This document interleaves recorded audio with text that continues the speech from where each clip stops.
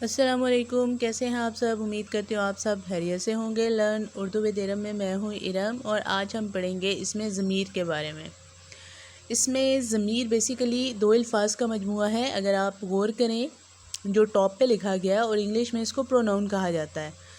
اس میں ضمیر یعنی دو الفاظ کا مجموعہ ہے۔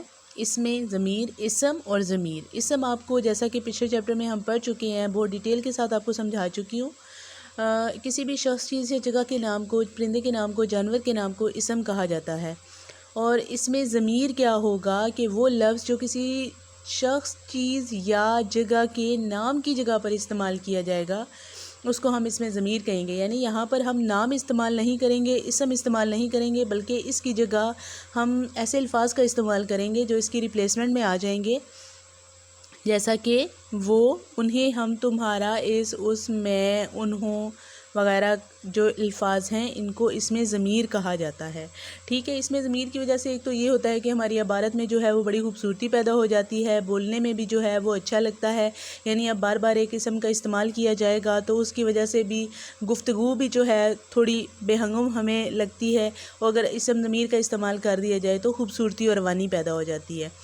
اسی طرح ہم دیکھیں گے کہ یہ جو اس میں ضمیر ہیں، یعنی یہ الفاظ ہیں، ان کا ہم استعمال کہاں کہاں پر کر سکتے ہیں۔ ٹھیک ہے، جیسا آپ دیکھیں، آپ اور تم۔ آپ، اگر آپ سے عمر میں کوئی بھی اسم جو ہے، یعنی کوئی بھی نام جو ہے، کوئی بھی شخص جو ہے آپ سے اگر عمر میں بڑا ہے، تو آپ اس کے لیے جو کہہ لیں اس میں ضمیر کا استعمال کریں گے، وہ ہوگا آپ۔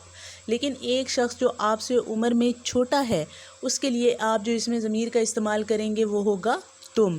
اسی طرح ان، اس اور وہ، یعنی آپ اور تم کا استعمال آپ نے کیا، یہ تمام افراد جو ہیں وہ وہاں پر موجود ہیں۔ ٹھیک ہے، جو آپ سے عمر میں بڑا ہے اور چھوٹا ہے، اس کے لیے آپ نے آپ اور تم کا استعمال کیا، وہ وہاں پر موجود ہے۔ اس، ان اور وہ وہاں پر استعمال کریں گے آپ جہاں پر وہ شخص جو ہے موجود نہیں ہے۔ ٹھیک ہے، اس یعنی وہ وہاں پر نہیں ہے، آپ سے عمر میں بھی چھوٹا ہے، آپ نے اس کا استعمال کر لیا۔ ان یعنی آپ سے عمر میں بڑا ہے وہ شخص لیکن وہاں پر موجود نہیں ہے اور آپ اس کی بات کر رہے ہیں، تو ان کا استعمال کریں گے، اور وہ اشارتاً بھی آپ استعمال کرتے ہیں۔